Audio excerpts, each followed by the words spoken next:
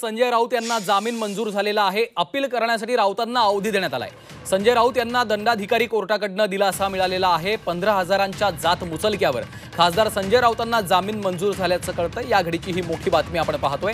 संजय राऊत यांना आता दंडाधिकारी कोर्टाकडून दिलासा मिळालेला आहे। त्यांना अपील करण्यासाठी आता अवधी देण्यात आलेला आहे।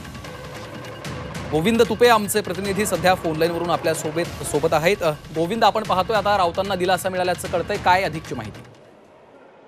आज सकाळी संजय राऊत यांना या ठिकाणी मानहानीच्या खटल्यामध्ये मेधा सुमय यांनी जो याचिका दाखल केली होती त्यावर निर्णय देताना न्यायालयानं 25,000 रुपयाचा दंड आणि 15 दिवसाची न्यायालयीन कोठडीचा शिक्षा सुनावली होती आणि त्याला तात्काळ या ठिकाणी संजय राऊत यांच्या वकिलांनी, जे मनोज पिंगळे संजय राऊत यांचे वकील आहेत, त्यांनी या ठिकाणी जामिनासाठी अर्ज केला आणि तोही तात्काळ या ठिकाणी न्यायालयानं मंजूर केल्याचं पाहायला मिळतंय आणि 15,000च्या जात मुचलक्यावर हा जामीन अर्ज मंजूर करण्यात आलेला आहे। त्यामुळे आता पुढची जी कायदेशीर प्रक्रिया आहे ती निरंतर सुरू राहील।